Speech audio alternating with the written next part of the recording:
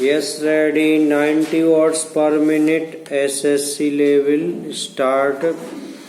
महोदय, सामुदायिक और सामाजिक परिसंपत्तियां सृजित करना ग्रामीण गरीबों को प्रत्यक्ष तथा निरंतर लाभ पहुंचाने हेतु उनके लिए परिसंपत्तियों का निर्माण करना, मजदूरी स्तरों पर सकारात्मक प्रभाव डालना, ग्रामीण लोगों के जीवन स्तर में समग्र रूप से सुधार लाना, गरीबी की रेखा से नीचे बसर करने वाले लोग लक्षित वर्ग हैं।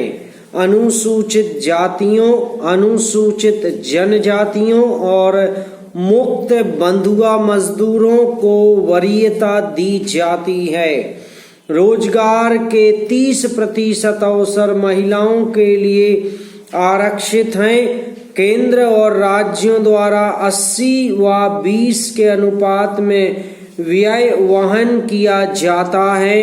केंद्रीय आवंटन देश के कुल गरीबों की तुलना में राज्य संघ शासित क्षेत्र के गरीब ग्रामीण लोगों के अनुपात के आधार पर किया जाता है। वे सभी कार्य शुरू किए जा सकते हैं जिनसे टिकाऊ उत्पादक स्वरूप की सामुदायिक परिसंपत्तियों का सृजन होता है। पंचायत समिति द्वारा परियोजना का मूल्यांकन और अनुमोदन किए जाने के पश्चात उसे अनुमोदन देने हेतु ग्राम पंचायत सक्षम है।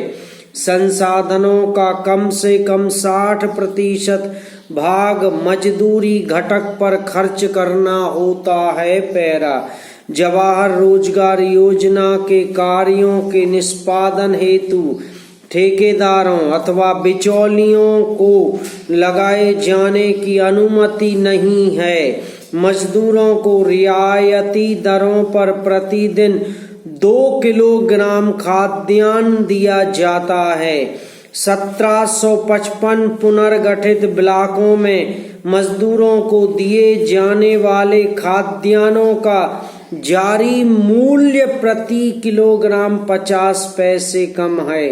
जवाहर रोजगार योजना की सामान्य प्रणाली के अलावा पिछड़ेपन के आधार पर चयन किए गए 120 पिछड़े जिलों में कार्यक्रम को तेज करने के लिए 700 करोड़ रुपए आवंटित किए गए हैं। जवाहर रोजगार योजना की तीसरी पद्धति में विशेष और अभिनव परियोजनाएं प्रारंभ करने का प्रावधान है, जिनका उद्देश्य मजदूरों का नगरों में पलायन को रोकना, महिलाओं के लिए रोजगार के अवसर बढ़ाना तथा स्वयंसेवी संगठनों के माध्यम से ऐसे विशेष कार्यक्रम चलाना है जिनका ध्येय जल संभरण विकास, बंजर भूमि का विकास करना हो।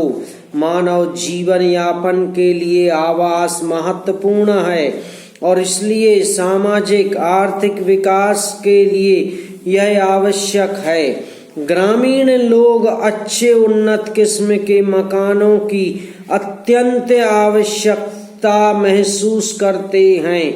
ग्रामीण गरीब लोगों को आवास संबंधी आवश्यकताओं को पूरा करने के प्रयास के एक भाग के रूप में मई 1985 में इंदिरा आवास योजना शुरू की गई थी। यह कार्यक्रम अब जवाहर रोजगार योजना की उप योजना के रूप में कार्यान्वित किया जा रहा है।